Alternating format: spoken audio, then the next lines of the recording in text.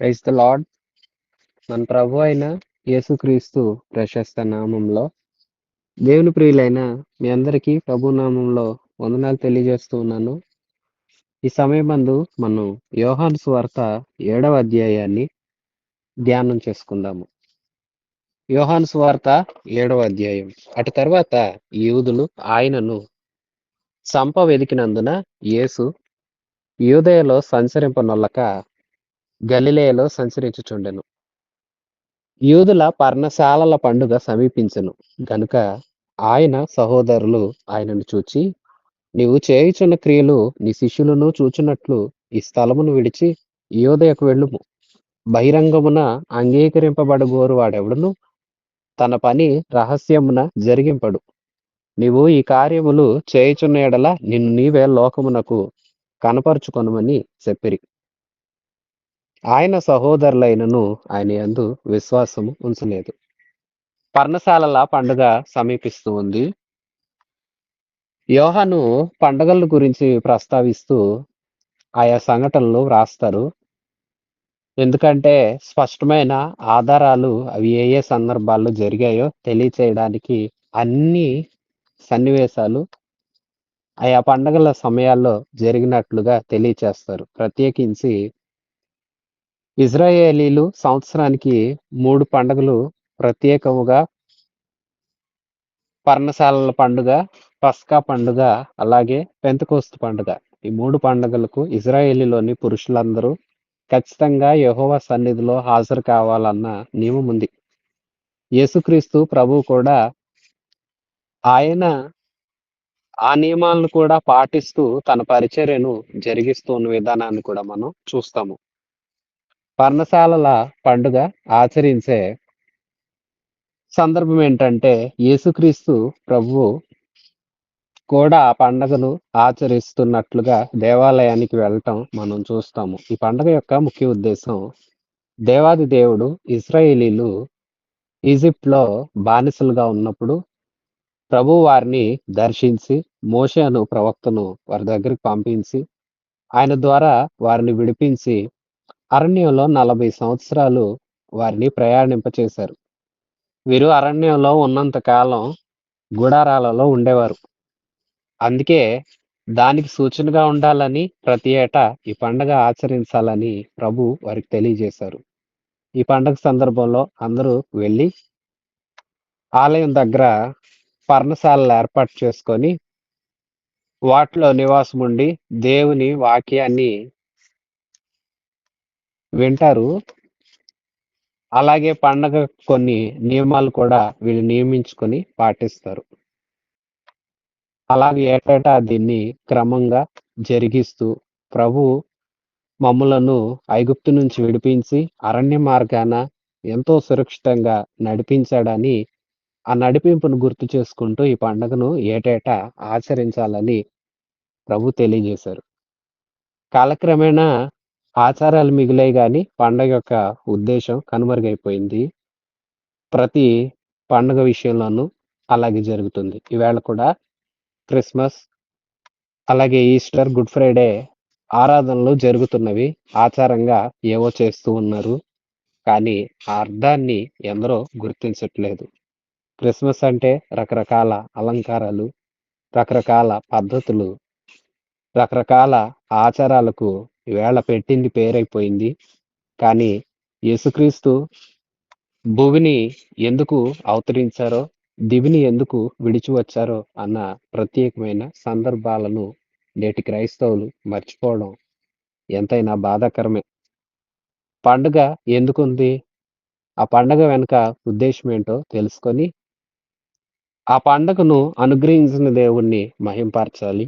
ఏ పండగ అయినా సరే, అంటే క్రిస్మస్ అయినా, ఈస్టర్ అయినా, గుడ్ ఫ్రైడే అయినా మనం ఎంతో శ్రద్ధ భక్తులతో ప్రభువుని సేవించాలి, ప్రభువుని గనపరచాలి, మన తోటి ఉన్నవారితో కూడా సంతోషించాలి. అదే పండగ యొక్క ముఖ్య ఉద్దేశం.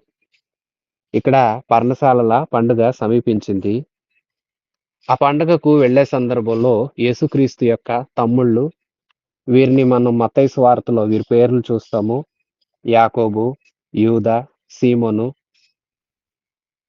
అనేవారు యేసుక్రీస్తు యొక్క సహోదరులు. అయితే ఈ యాకోబు, యూదా క్రొత్త నిబంధనలో ఉన్న ఆ 2 పత్రికలను వీరే వ్రాసారు. ఆ సహోదరులు ప్రభువుతో వచ్చి, "నువ్వేంటి ఇక్కడున్నావు? యోదయకు వెళ్లి నువ్వు చేస్తున్న గొప్ప కార్యాలు అందరికీ చూపించొచ్చు కదా! ఎవరైనా గౌరవానికి ఎక్కాలంటే రహస్యంగా చేస్తారా? అందరికి కనబడేలాగా చేస్తారు కదా!" అట్లంతా ఆయనతో మాట్లాడుతున్నారు. "నువ్వే అక్కడికెళ్ళిపోవచ్చు కదా!" అంటూ యోదయకు వెళ్ళొచ్చు కదా! అట్లంతా మాట్లాడుతున్నారు. ఇంతకు సంగతేంటంటే తమ్ముళ్ళే యేసుక్రీస్తు ప్రభువుని ప్రభువుగా విశ్వసించలేదు. ఆయన దేవుని కుమారుడని వారిలో సంపూర్ణ విశ్వాసం లేదు. యేసుక్రీస్తు మరణించి తిరిగి లేచిన తర్వాతే వారు యేసయ్యను ప్రభువుగా విశ్వసించారు.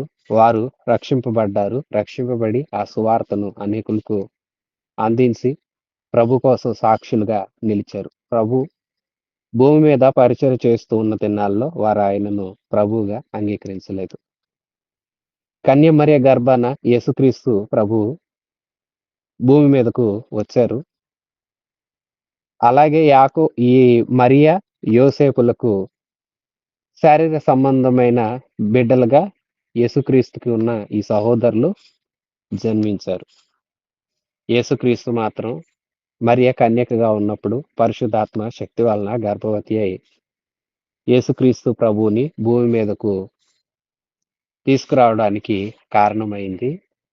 ఆ తర్వాత యోసేపు మరియలు వివాహం చేసుకొని మిగతా పిల్లల్ని కన్నట్లుగా మనం చూస్తాము. ఈ విషయాలు మనం శ్రద్ధ పెట్టి ఆలకించాలి. ఎందుకంటే రకరకాల ప్రచారాలు యేసుక్రీస్తు విషయంలో ఎందరో చేస్తూ వచ్చారు.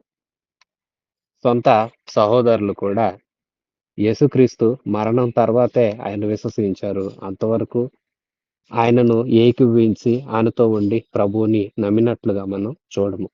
ఆయన సహోదరులైన ఆయన యందు విశ్వాసం ఉంచలేదు. యేసు వారితో ఇట్లా అంటున్నారు. 6వ వచనం యేసు, "నా సమయము ఇంకను రాలేదు. మీ సమయము ఎప్పుడునూ సిద్ధంగానే ఉన్నది. లోకము మిమ్మును ద్వేషించనేరదు గాని దాని క్రియలు చెడ్డవని నేను దాన్ని గూర్చి సాక్ష్యమిచ్చుచున్నాను గనుక అది నన్ను ద్వేషించుచున్నది. మీరు పండగకు వెళ్ళుడి. నా సమయము ఇంకను పరిపూర్ణం కాలేదు గనుక నేను ఈ పండుగకు ఇప్పుడే వెళ్ళనని వారితో చెప్పెను. ఆయన వారితో ఇలాగున చెప్పి గలిలయలోనే నిలిచిపోయెను. అయితే ఆయన సహోదరులు పండగకు వెళ్ళిపోయిన తరువాత ఆయన కూడా బహిరంగముగా వెళ్ళక రహస్యంగా వెళ్ళెను. యేసుక్రీస్తు ప్రభు వారి మాటలు విని, "నా సమయమేమి ఇంకా రాలేదు. నీ సమయం అయితే సిద్ధంగా ఉంది." ఇక చెప్పాలంటే లోకం మిమ్మల్ని ద్వేషించదు. మిమ్మల్ని అంగీకరిస్తుంది. కానీ ఈ లోకం నన్ను ద్వేషిస్తుంది. కారణం ఏంటంటే లోకం యొక్క క్రియలు చెడ్డవని నేను వారితో చెప్పాను. ఒక మనిషిని మంచివాడంటే మనిషి ఇష్టపడతాడు. చెడ్డవాడంటే ఇష్టపడడు. అలాగే లోకం ఏ స్థితిలో ఉందో నేను తెలియజేశాను గనక లోకస్తులు నన్ను ప్రేమించరు. మిమ్మల్నయితే ప్రేమిస్తారు. మీరు పండగకి వెళ్ళండి. నా సమయం ఇంకా పరిపూర్ణం కాలేదు. నా సమయం పూర్తయినప్పుడు నేను కూడా వస్తానని ప్రభు చెప్పారు. వాళ్ళ సహోదరులు పండుగకు యెరూషలేముకి వెళ్ళిపోయారు. యేసుక్రీస్తు ప్రభువు కూడా వెళ్లారు. అయితే బహిరంగంగా వెళ్ళలేదు. రహస్యంగా వెళ్లారు. అయితే యేసు ప్రభువుని జనులు వెదుకుతూ ఉన్నారు. 11వ వచనం. పండగలో యూదులు ఆయన ఎక్కడనని ఆయనను వెదుకుచుండిరి. మరియు జనసమూహములలో ఆయన గూర్చి గొప్ప సణుగు పుట్టెను. కొందరు ఆయన మంచివాడనిరి, మరికొందరు కాదు, ఆయన జనులను మోసపుచ్చువాడు అన్నారు. యేసుక్రీస్తు ప్రభువుని యూదులు వెదుకుతూ ఉన్నారు. ఏడాయన ఇంకా రాలా? పండగ కదా! వస్తాడా? రాడా? అందరూ రావాలి కదా! పండగ నియమం ప్రకారం. ఆయన వస్తాడేమోలే అనుకుంటూ ఉన్నారు. యేసు రహస్యంగా వెళ్లారు. ఎందుకంటే యేసుక్రీస్తు ప్రభువు మీద ఈ ప్రత్యేకించి యూదులు, వీరిలో ప్రత్యేకించి పరిసయ్యులు, ప్రధాన యాజకులు ఈ బృందాలన్నీ ప్రభువు మీద చాలా ఎలాగైనా చేజిక్కించుకోవాలని ఎదురు చూస్తూ ఉన్నారు. కాబట్టి ప్రభువు వారి దగ్గరికి వెళ్ళటానికి ఇష్టపడల. ప్రభువు భయపడ్డాడు అనుకోకండి. కారణం ఏంటంటే, ప్రభువు నిర్ణయించిన సమయానికి తప్ప ఆయన్నెవరు పట్టుకోలేరు. ఆయనంతట ఆయన వెళితే తప్ప ఆయన మీద ఎవరు చెయ్యి కూడా వేయలేరు. కానీ ప్రభు ఇష్టపడని వారి దగ్గరికి వెళ్ళటానికి ఇష్టపడల. తన్ను ఇష్టపడే వారి దగ్గరికి, తన్ను చేర్చుకునే వారి దగ్గరికే ఆయన వెళతాడు. ఇప్పుడైనా సరే ప్రియ విశ్వాసులారా, మీరైనా సరే ప్రభువుని ఇష్టపడితేనే, ప్రభువు దగ్గరకు మీరొస్తేనే ప్రభు మాట మీరు వినగలుగుతారు. ప్రభువుని ఇష్టపడక, లోకాన్ని ఇష్టపడి యేసయ్యకి దూరమైతే ఆయనేం మీతో మాట్లాడాలని, బలవంతంగా మిమ్మల్ని వెనక్కి తీసుకొని రావాలని ప్రభు కోరుకోడు. యేసు దగ్గరికి వచ్చేవారు స్వచ్ఛంగా, స్వేచ్ఛగా, వారి పూర్ణ హృదయంతో, ఇష్టంతో రావాలి. అంతేగాని అభ్యంతర పెట్టడు. కాకపోతే ఆయా సంస్థలు నడిపించే సేవకులైనా, పెద్దలైనా సరే కాస్తంత జనాల్లో భయముండాలని ఖండించి గట్టిగా చెప్తారు. గద్దించి. కారణం అందులో ఏంటంటే, వారి ప్రయత్నం గూడా యేసయ్యకి దగ్గర చేయాలని. కాస్త భయపెడితే వీళ్ళు మందిరాలకొస్తారు. మందిరాలకొస్తే 4 మాటలింటారు. 4 మాటలు ఏదో ఒక మాట వారిని పట్టుకుంటే, వారు దేవునికి దగ్గరవుతారు అన్న ఆశ తప్ప వేరే ఏమీ ఉండదు. అయితే ఒకటి గుర్తించండి. యేసుక్రీస్తు ప్రభువుని స్వచ్ఛందంగా, సంపూర్ణ ఇష్టంతో, హృదయపూర్వకంగా ఆరాధించాలి. ఎవ్వరిని ఆయన బలవంతము చేయడు. ప్రియ విశ్వాసులారా, ఆయన ఎవరిని బలవంతం చేసే దేవుడు కాదు. బలవంతాన తీసుకొచ్చి నన్ను సేవించండి అని చెప్పే దేవుడు కాడు. అందుకే ఆయన వారి దగ్గరికెళ్ళడానికి ఇష్టపడలా. కానీ ఆయన నియమాలు క్రమాలు ఇవన్నీ పాటించకుండా లేరు. పండగలను ఆచరించకుండా కూడా లేరు. ఏ పండగకు ఏ నియమం ఉందో ఆ నియమం ప్రకారం ప్రభు వ్యవహరించడం కూడా మానలేదు. ఆయన అలాగే వెళ్ళారు.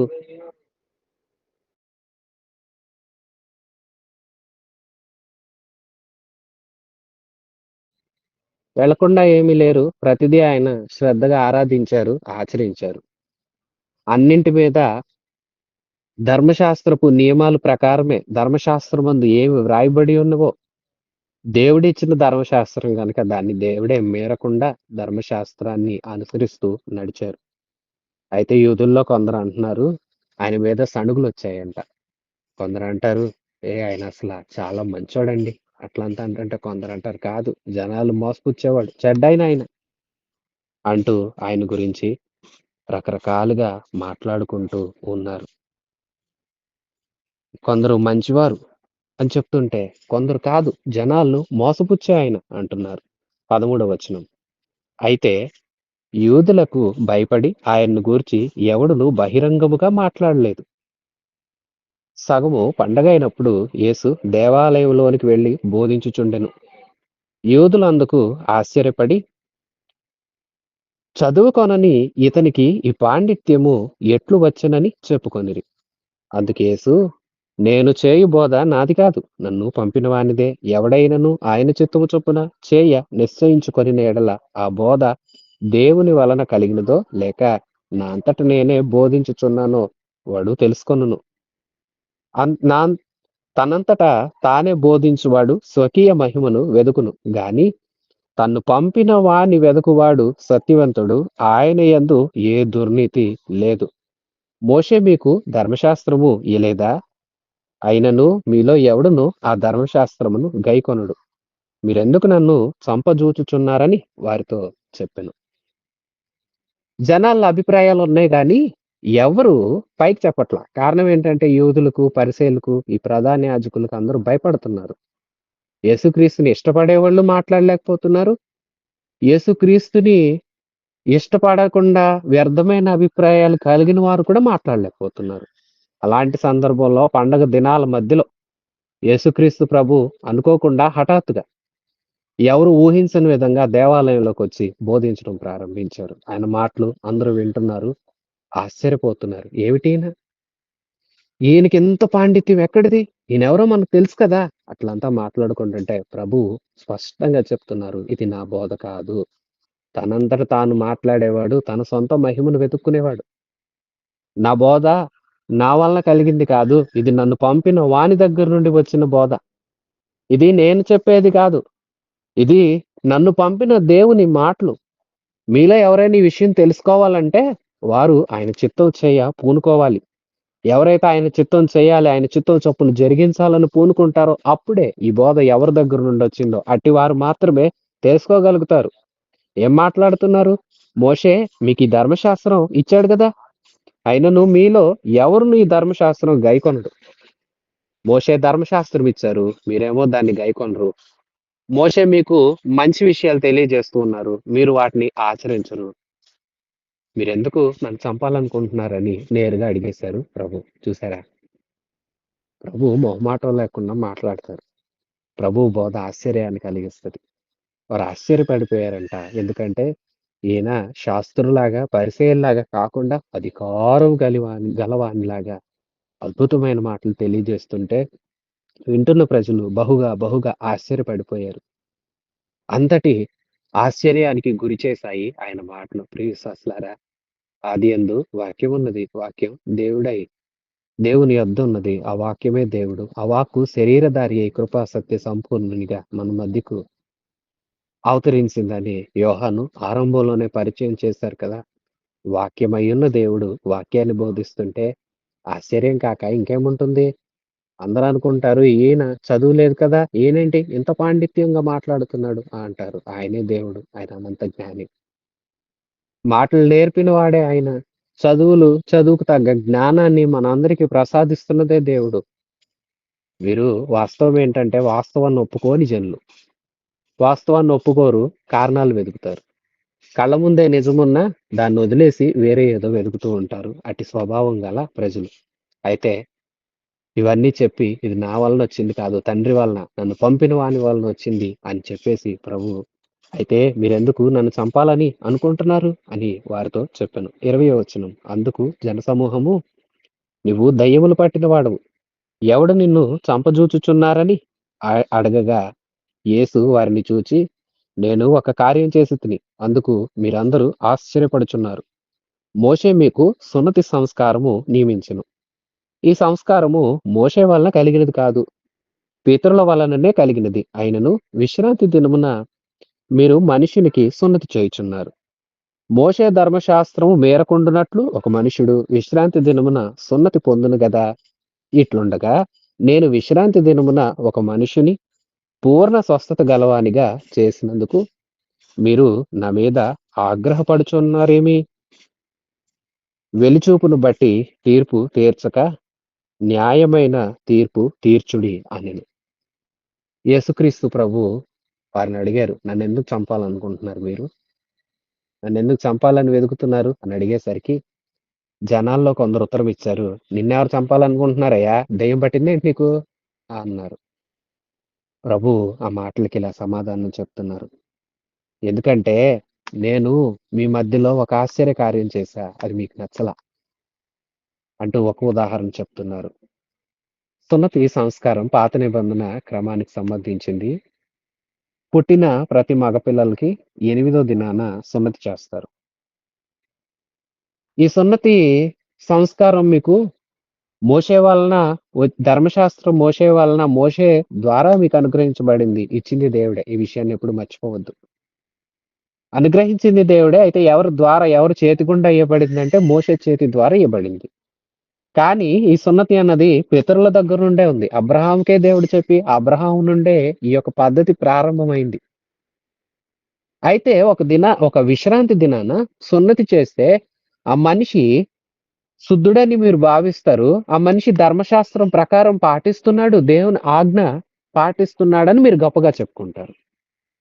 అదే నేను విశ్రాంతి దినాన ఒక మనిషిని పూర్ణంగా స్వస్థపరిచినందుకు, ఒక మనిషిని బాగు చేసినందుకు మీకు నా మీద ఆగ్రహం. నిజమే కదా! వీరు ఎటువంటి క్రైస్తవులు?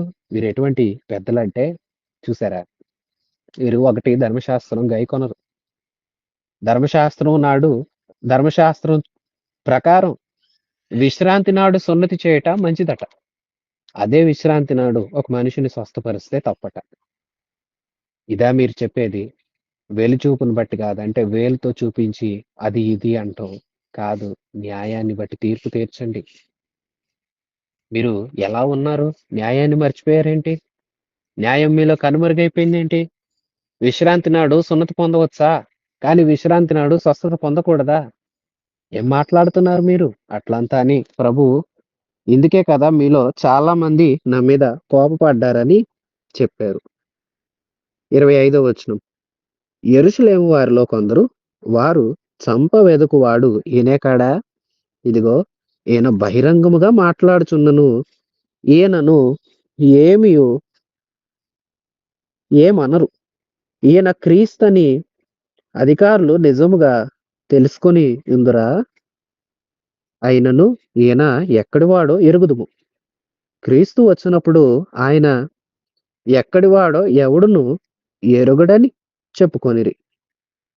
ప్రియశ్వాసులారా, అప్పుడు యూదుల్లో కొందరు యెరూషలేములో ఉన్నారు. వారు ఇంకా ఇలాగ మాట్లాడుతున్నారు. ఏమంటున్నారంటే, ఇదిగో వాళ్ళు చంపాలని వెదుకుతున్నది ఈయన గురించే కదా!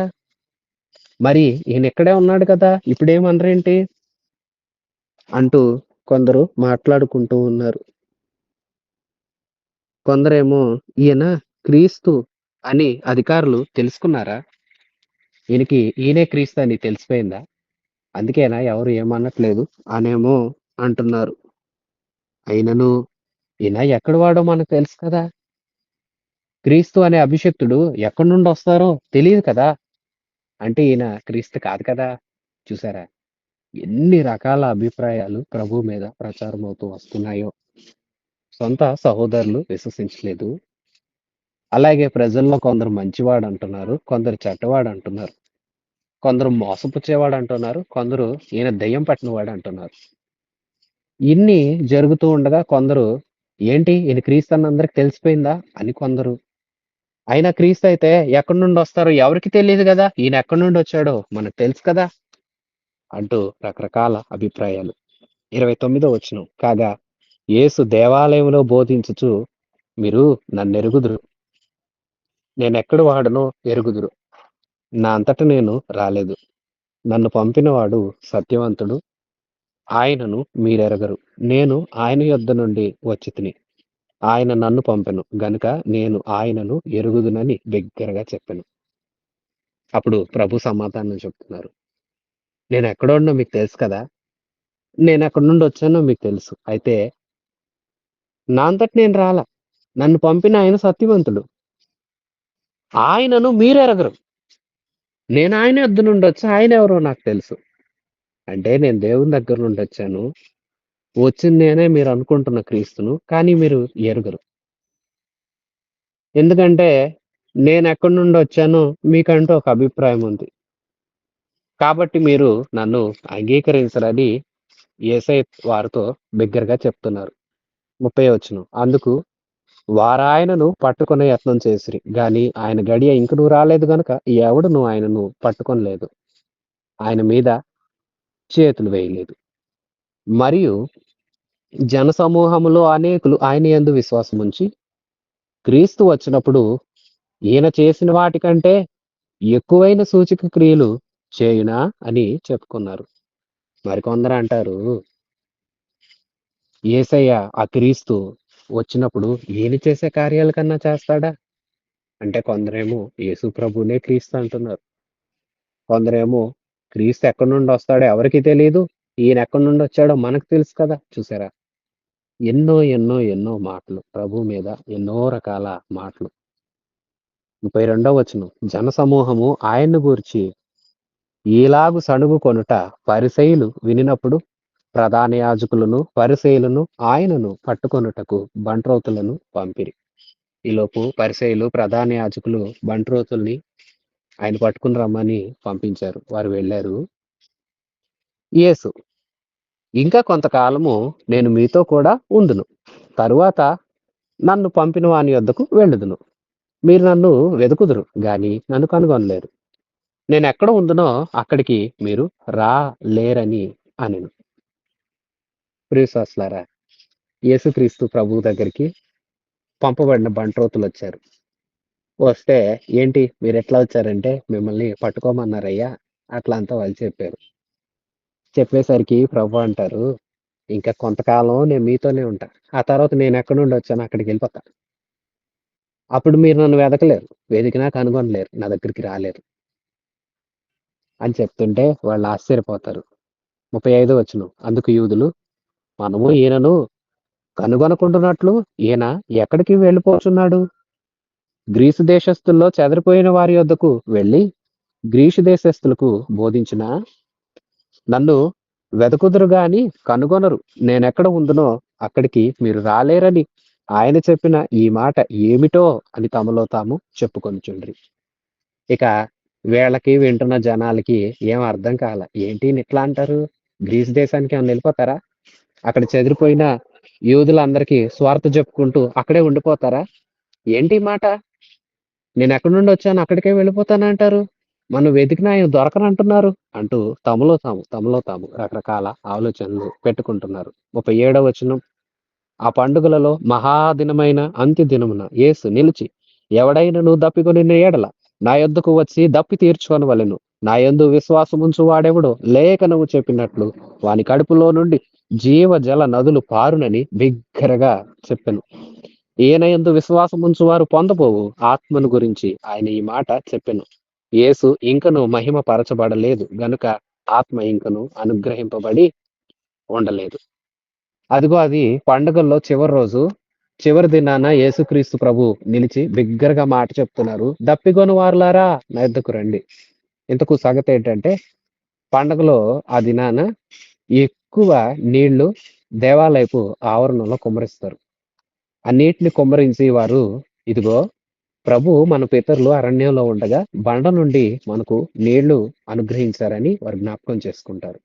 జ్ఞాపక సూచనగా నీళ్లు కుమ్మరిస్తా ఉంటారు. ఆ నీటిని చూసి ప్రభువు బిగ్గరగా చెప్తున్నారు, "తప్పికొను వారలారా నా యొద్దకు రండి. నా యొద్దకు వచ్చువాడెవడో, నా యందు విశ్వాసముంచువాడెవరో, నన్ను నమ్మేవాడు ఎవడో, వాడు లేఖనము చెప్పినట్లుగా వాని కడుపులో నుండి జీవజల నదులు పారే వ్యక్తిగా ఉంటాడు." యేసుక్రీస్తు ప్రభువు ఆయన మీద విశ్వాసం ఉంచువారు పొందబోయే ఆత్మను గురించి చెప్తూ ఉన్నారు. ప్రభువు ఇంకా కొంచెం దినాల తర్వాత శిలువ మీదకు వెళ్ళి తన ప్రాణాన్ని అర్పించి, మరణించి సమాధి చేయబడతారు. సమాధి చేయబడి మూడవ నాడు తిరిగి లేపబడిన తర్వాత ఆయనను ప్రేమించు వారికి కనపడతారు. మిగతా అందరికీ కాదు. తన్ను ప్రేమించు వారందరూ అలాగే మరికొందరు ఆయన యొక్క దర్శనాన్ని చూశారు.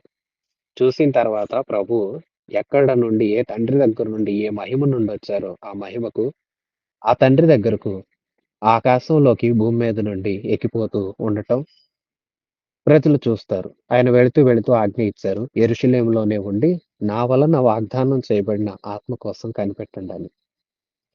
శిష్యులు ఆత్మ కోసం కనిపెడుతూ ఉండగా అది పెంతెకోస్తు నాడు. పెంతెకోస్తు పండుగ అనే పండుగొచ్చింది. ఆ పండుగ నాడు వీరు మేడగదిలో ఉండి ఆరాధన చేస్తూ ఉంటే పరిశుద్ధాత్మ వారి మీదకు బలముగా కుమ్మరించబడినట్లుగా ఆత్మదేవుడు వారి పైకి వచ్చారు. ఎప్పుడైతే ఆ ఆత్మ కుమ్మరింపు జరిగిందో నాట నుండి దేవుని పరిచర్య విస్తరించింది. ఆ ఆత్మే జీవజలం. దప్పిగొన్న వారి దగ్గరికి వారి ఆశ తీర్చి తృప్తిపరుస్తుంది. ఆ ఆత్మ చేత నిండిన పేతురు నిలబడి ప్రసంగిస్తే అనేకులు మారు మనసు పొంది ఇంచుమించు 3000 మంది సంఘంలో చేర్చబడినట్లుగా మనం చరిత్ర చూస్తాము. నాటి నుండి మొదలయింది ఈ ఆత్మ కుమ్మరింపు. ఆ ఆత్మ పొందిన వారందరూ తృప్తిగా బ్రతుకుతారు. ఈ ఆత్మను పొందుకోవాలంటే దాహం కలిగిన వారికి ఈ ఆత్మ అనుగ్రహించబడతది. యేసు మీద నీవు దాహం కలిగి ఉన్నావా? అప్పుడు ఈ ఆత్మ నీ పైన కుమ్మరించబడినప్పుడు నీవు లేఖనాల సారాన్ని గ్రహిస్తావు. నీ జీవితం తృప్తిగా ఉంటుంది. నీవు అనేకులకు తృప్తినిచ్చే ఒక జీవజల నదిగా ప్రవహిస్తావు. జీవజల నది ఒడిగా ప్రవహిస్తుంది. ఎంత మట్టుకు ప్రవహిస్తుందో అంత మట్టుకు జీవరాశులకు ఆనందాన్ని కలగచేస్తూ, పంటలకు అందాన్ని, అలాగే అవసరమైనంత సమృద్ధిని అనుగ్రహిస్తుంది. జల నది. అది నది అది జీవజలాలు కలిగింది. అంటే అందులో జలాలు జీవిస్తూ, చలిస్తూ ఉంటాయి. దేవుని ఆత్మ పొందుకున్న వారు కూడా అలాగే ఉంటారు.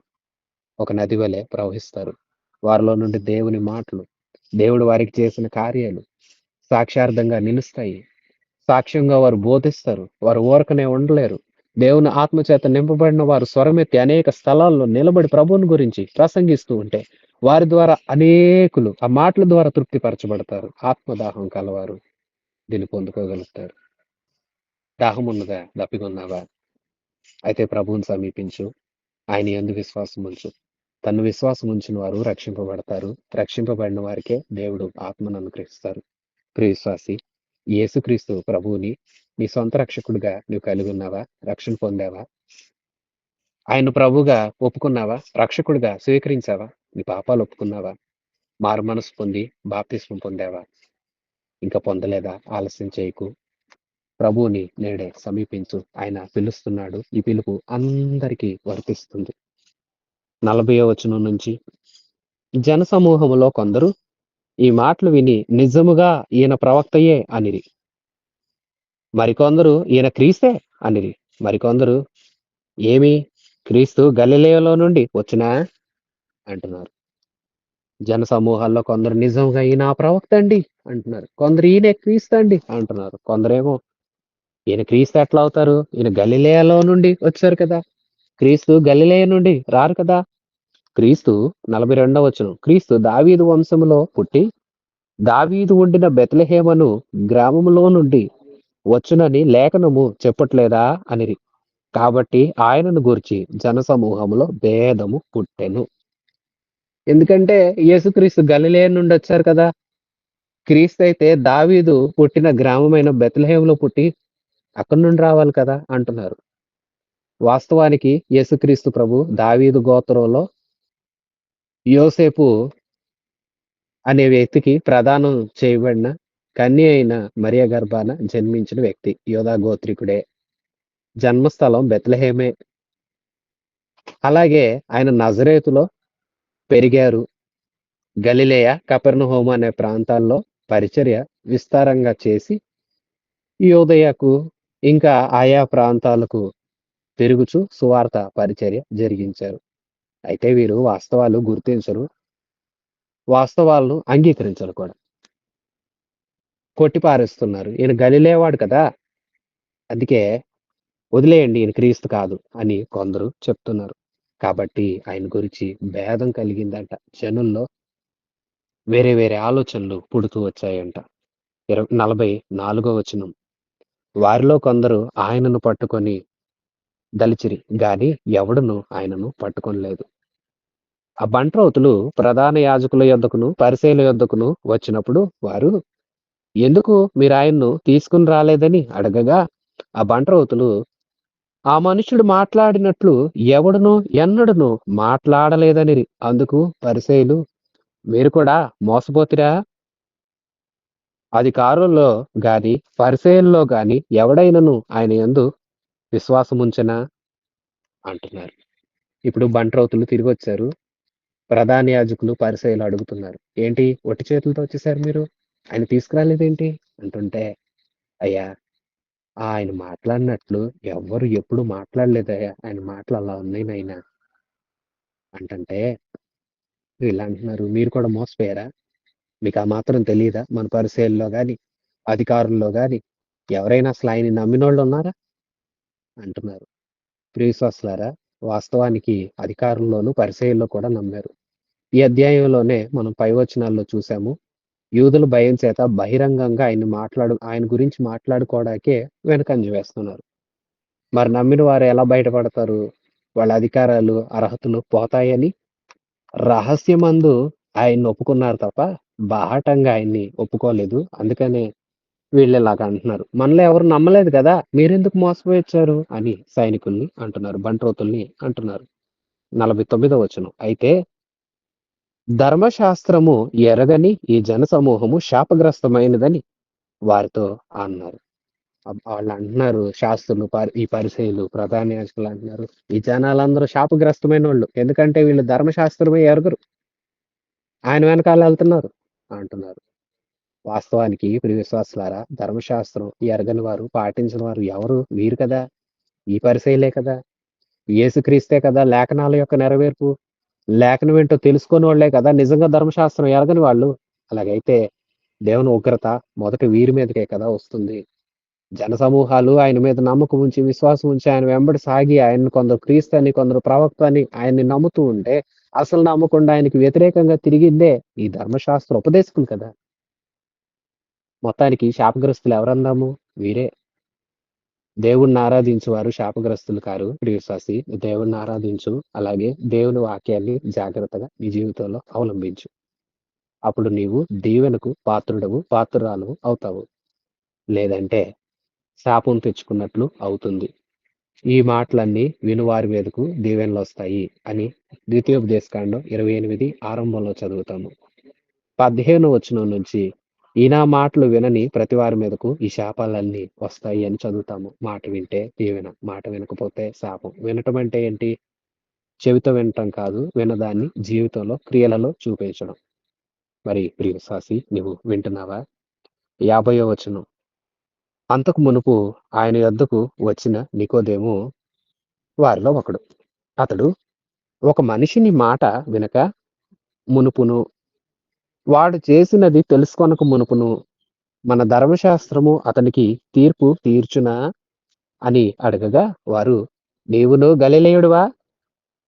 విచారించి చూడుము, గలిలయలో ఏ ప్రవక్తయు పుట్టడని అనిరి.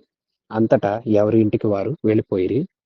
యేసు ఒలీవల కొండకు వెళ్ళెను. ప్రియ విశ్వాసులారా, చూడండి. అప్పుడు పరిసయ్యులు, ఈ ప్రధాన యాజకులు అలా మాట్లాడుతున్నారని వారిలో ఒకడు నికోదేము. ఇతన్ని మనం 3వ అధ్యాయంలో చూస్తాము. రాత్రి వేళ రహస్యంగా ప్రభువుని కలవటానికి వెళ్ళిన వ్యక్తి. ప్రభువుతో మాట్లాడిన వ్యక్తి. ఆ వ్యక్తి బయటికి ముందుకొచ్చి అంటున్నారు, ఏంటి మీరు ఒక మనిషి నిజానిజాలేంటో తెలుసుకోకుండా తీర్పు తీర్చకూడదని మన ధర్మశాస్త్రం చెప్తుంది కదా! మీరు వినరేంటి? మీరు ఆ మాటలు పట్టించుకోరేంటి? ధర్మశాస్త్రం ఏం చెప్తుంది? ఒకరిని ఎరగకుండా, ఒకరు చేసిందేంటో తెలియకుండా, వాళ్ళ వాదన వినకుండా మనం తీర్పు తీర్చకూడదు కదా! అని వాళ్ళకి సలహా ఇస్తుంటే, నికోదేము మాటలకు వారు కోపం తెచ్చుకొని, నీవు గలిలయవాడవా? గలిలయవాడు అంటే అనాగరికుడని, సభ్యత లేనివాడని, మోటువాడని అర్థం. నీవు అలాంటోడివా? మంచోడివేగా, ధర్మశాస్త్రం ఎరిగిన వాడివే కదా! ఏం మాట్లాడుతున్నావు? బైబిల్ చదువు. తీసి చదువు బైబిల్‌లో. ఎక్కడ రాసుంది? పరిశుద్ధ గ్రంథమైన బైబిల్‌లో ఎక్కడ లిఖితమైంది? గలిలయలో నుండి క్రీస్తు వస్తాడా? ఏం నమ్ముతున్నావు? ఏం మాట్లాడుతున్నావు? అంటూ వాదించారు. ప్రవక్త అక్కడి నుండి పుడతాడా? కావాలంటే లేఖనాలే చదువు అంటూ నికోదేము నోరు మూయించే ప్రయత్నం చేస్తున్నారు. వీరు వాస్తవాలను గుర్తించరు, గ్రహించరు. ధర్మశాస్త్రాన్ని పాటించరు. పాటిస్తున్నాము అంటారు. నిజంగా సత్యము ఏంటో గ్రహించరు. లేఖనాలలోని సత్యాలు ప్రతి వచనం ప్రభు వారి ముందు నిలబడి ఎత్తి చూపించినా వారు గుర్తుపట్టరు. ఎందుకంటే వారి హృదయాలు కఠినమైపోయాయి. చివరి వచనం చూడండి. అంతటా ఎవరి ఇంటికి వారు వెళ్ళిపోయారు. పండగ చివరి దినం అది. సాయంకాలం అయిపోయింది. ఎవరిళ్ళకు వాళ్ళు తిరిగి వెళ్ళిపోయారు. యేసు కూడా ఒలీవల కొండకు వెళ్ళిపోయారు. ప్రియ విశ్వాసి, అందరూ వెళ్ళిపోయారు. ఎవరు ప్రభు నువ్వు మా ఇంటికి రావచ్చుగా అనలేదు. ప్రియ విశ్వాసి, నీవైనా అంటున్నావా, ప్రభువా నువ్వు మా ఇంటికి రావా, నువ్వు మా దగ్గరికి రావా అని నీవైనా చెప్తున్నావా? యేసుక్రీస్తు ప్రభువుని నీ దగ్గరకు నీవు ఆహ్వానిస్తున్నావా? ఆహ్వానిస్తే మనం ధన్యులమవుతాము. యేసుక్రీస్తు ప్రభు మనతో ఉంటే దీవించబడతాము. ఈ అధ్యాయం చూడండి. ఈ అధ్యాయం అంతా యేసుక్రీస్తు మీద ఉన్న రకరకాల విమర్శలు. కొందరు సహోదరులే మొదట ఆయన విశ్వసించలేదు. కొందరు ఈయన దయ్యాలు పట్టినవాడు అంటున్నారు. కొందరు ఈయన ఎక్కడి నుండి వచ్చాడో మనకు తెలీదా అంటున్నారు. కొందరు ఈయనకి చదువులేదుగా, ఇంత జ్ఞానం ఎక్కడి నుండి వచ్చింది అంటున్నారు. కొందరు ఈయన మంచివాడు అంటున్నారు. కొందరు ఈయనే క్రీస్తు, ఈయనలాంటి కార్యాలు ఇంకెవరైనా చేస్తారా అంటున్నారు. ప్రియ విశ్వాసి, నువ్వేమంటున్నావు? యేసు, నీవు నా స్వంత రక్షకుడువు, నీవు నన్ను రక్షించు, పాపిని నేను, నన్ను పరిశుద్ధపరచు అని నువ్వు చెప్తున్నావా? ఎందుకంటే ప్రభు అంటున్నారు, నేను మీతో చెప్పిన నమ్మరు, నా సాక్ష్యం నమ్మరు. నేను లోకం చెడ్డదైన చెప్పినందుకు, దాని క్రియలను ఎత్తి చూపించినందుకు లోకం నన్ను ద్వేషిస్తుంది అంటున్నాడు ప్రభు. ప్రభు వెలుగై ఉన్నాడు. ఆ వెలుగులో పాపి యొక్క పాపాలు బయటపడతాయి. నీవు నేను పాపులము అని మన ప్రభువు మనతో చెప్పినందుకు మనం కోపగించుకుందామా? కాదు కాదు. శుద్ధి చేసుకుంటే రక్షించబడతాము. పాపాలు విడిచిపెడితే దీవించబడతాము. అట్లా కాదని నన్ను పాప అంటాడా అంటూ ప్రధాన యాజకుల్లాగాను, పరిసయ్యుల్లాగాను హృదయాలు కఠినపరుచుకున్నామో శిక్షకు పాత్రులమవుతాము. ప్రభు అందరిని రక్షించాలని కదా లోకానికి వచ్చారు. తన కుమారుని ద్వారా లోకమునకు రక్ష కలగాలని తప్ప తీర్పు తీర్చాలని కాదు తండ్రి కుమారుని పంపించింది. మరి యేసుక్రీస్తు ప్రభు ఇచ్చే రక్షణను పొందుకున్నారా? అందరిని పిలుస్తున్నాడు ప్రభు. వినండి. దప్పిగొని వారలారా నా దగ్గరకు రండి. నేను మీకు జీవజలము. నా యందు విశ్వాసం ఉంచేవారు ఎవరో వారిలో నుండే ఈ జీవజల ధారలు ప్రవహిస్తాయి. ప్రియశ్వాసి, పిలుపుని విన్నావా? వచ్చావా? ఈ పిలుపులో భేదం లేదు, మతం లేదు, కులం లేదు, అలాగే వర్గం లేదు, వర్ణం లేదు, అలాగే స్త్రీ పురుషుడనే తారతమ్యం కూడా లేదు. అందరికీ ఈ పిలుపులో ఆహ్వానం ఉంది. రండి, దప్పిగొని రండి. దప్పిగొని వస్తేనే దాహం తీరుతుంది. యేసుక్రీస్తు మీద ఆశతో రావాలి. ఆయన అనుగ్రహించు ఆత్మ కోసం ఆకాంక్షతో రావాలి. ప్రభువు ఉన్నాడని, తను వెదుకు వారికి ఫలం దయచేస్తాడని విశ్వసించి రావాలని లేఖనం సెలవిస్తుంది కదా. విశ్వాసంతో ప్రభువుని సమీపిస్తున్నావా? ఆశతో, దాహముతో ప్రభువుని నువ్వు సమీపించావా? అయితే నీవు ధన్యుడవు, ధన్యురాలవు. నీ ఆశ తీరుతుంది, నీ దప్పి తీరుతుంది. నీ దప్పిక తీరటమే కాదు, నీ ద్వారా అనేకుల దాహం తీర్చేలాగా నిన్ను దేవుడు మారుస్తాడు. ఆయనే జీవ జలం. ఆ జీవజలం మనం తీసుకుంటే మనం కూడా జీవజల ధారల్లాగా ఉండేలాగా, మనలో నుండి జీవజల ధారలు ప్రవహించేలాగా ప్రభువు చేస్తాను అంటున్నాడు. అయితే కొందరైతే ఆయన్ని ఎలా పట్టుకుందాం? ఏం చేద్దాం? అంటున్నారు. ఆయన సమయం వచ్చే వరకు ఆయన ఎవరు ఏమీ చేయలేరు. సమయం వచ్చినప్పుడు ఎవరు ఏమీ చేయాల్సిన అవసరం లేదు. ఆయనే నేరుగా సిలువ దగ్గరికి వస్తారు. ప్రియ విశ్వాసి, ఆయన సిలువను, ఆ శ్రమను భరించింది, సిలువనెక్కింది, ప్రాణం విడిచింది, మరణించింది, తిరిగి లేచింది మన కోసమే. మన పాపాలను పరిశుద్ధపరచాలని, పాపాల నుంచి విడిపించి మనల్ని పరిశుద్ధపరచి తన రాజ్యంలో మనల్ని చేర్చుకోవాలని మన ప్రభువు ఆశపడుతూ ఉన్నాడు. ప్రియశ్వాసులారా, ఏ అభిప్రాయంతో మీరున్నారు? ప్రభు అంటే ఏమనుకుంటున్నారు? ఆయన రక్షకుడు, రక్షించే దేవుడు. ఈ రక్షణ లోకంలో ఎవ్వరు ఇవ్వలేరు. ప్రాణాలకు కాదు రక్షణ, ప్రాణాత్మ దేహాలను రక్షించే దేవుడు. ఆత్మను రక్షిస్తాడు. ఆత్మ నరకానికి పోకుండా రక్షించే దేవుడు. యేసుక్రీస్తు దగ్గరికి రా, రక్షణ పొందు. అలాగే ఈయన రాబోతున్న రాజు. ఈ రాజుకి ప్రణమిల్లు. ప్రభువు అని నీ నోటితో ఒప్పుకో. రక్షకుడని అంగీకరించు. ఆయన యందు విశ్వాసం ఉంచు. పాపం ఒప్పుకో. ఒప్పుకున్న దాన్ని విడిచిపెట్టు. మనసు మార్చుకో. బాప్తిస్మం పొందు. ఆయన ఆత్మను అనుగ్రహిస్తాడు. ఆత్మ పొందుకున్న నీవు పరిశుద్ధంగా బ్రతుకు. నీవు రాజ్యానికి సిద్ధపడు, అనేకుల్ని సిద్ధపరచు. ఎలా సిద్ధపడదాము అంటారా? ఇప్పుడే ప్రభు వస్తే ఆయనతో కూడా వెళ్ళిపోయేలాగా అంత సిద్ధపాటు కలిగి ఉండాలి. మనం అలాగ సిద్ధపడాలి.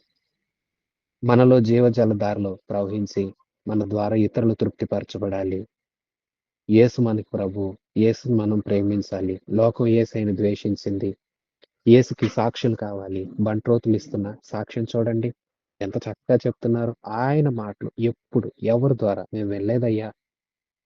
ప్రియశ్వాసి, యేసుకి నువ్వు సాక్షివేనా?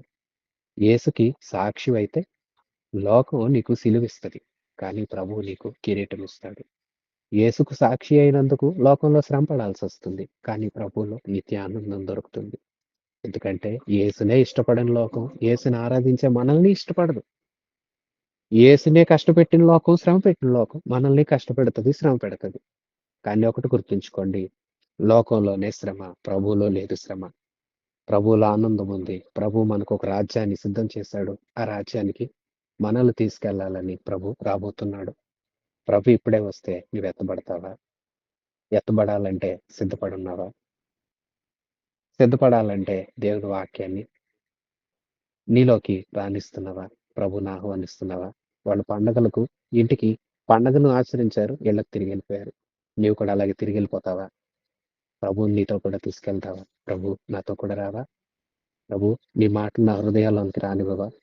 ప్రభు నీవు నాతో ఉండు. నన్ను నీతో ఉండనియ్యి. మనం కలిసుందాము అంటూ ప్రభువుని పిలుద్దాము. ప్రభు మనతో కూడా ఉండి మనల్ని నిత్యము నడిపించును గాక. ఆమేన్. మన రక్షణకర్త అయిన యేసయ్య కృప, సృష్టికర్త అయిన తండ్రి ప్రేమ, ఆదరణకర్త అయిన పరిశుద్ధాత్మ సహాయం మనందరికీ సదాకాలం తోడై ఉండి నడిపించును గాక. ఆమేన్. God bless you.